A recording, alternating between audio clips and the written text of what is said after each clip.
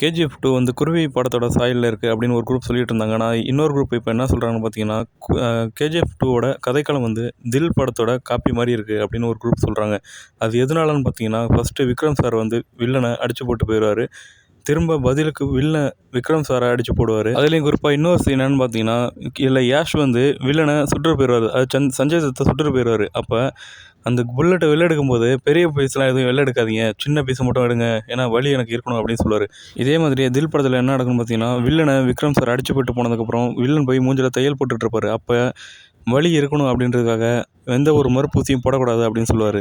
இதே மாதிரி அந்த சீனும் அமைஞ்சிருக்கு. தில் படத்தில் பார்த்தீங்கன்னா, ஹீரோயினை காப்பாற்ற போகும்போது தான் வில்லன்கிட்ட ஹீரோ மாட்டிப்பார், அதாவது விக்ரம் மாட்டிப்பார். இதே சீனை அப்படியே இதுலேயும் கொடுத்துருக்காங்க. இதில் இன்னொரு விஷயம் என்ன அப்படின்னு பார்த்தீங்கன்னா, இந்த 2 படமுமே தரணி டைரக்ஷனோட. இதுலேருந்து பார்க்கும்போது என்ன தெரியுதுன்னா, தமிழில் இருக்க மொத்த ஆக்ஷன் படத்துலையும் ஒரு சீனாக சுட்டு ஒட்டுமொத்தமாக ஒரு படத்தை உருவாக்கியிருக்காங்க அப்படின்னு நல்லாவே தெரியுது. இந்த வீடியோ பிடிச்சிருந்தா லைக் பண்ணுங்கள், மறக்காமல் நம்ம சேனலை சப்ஸ்கிரைப் பண்ணுங்கள். தேங்க்யூ.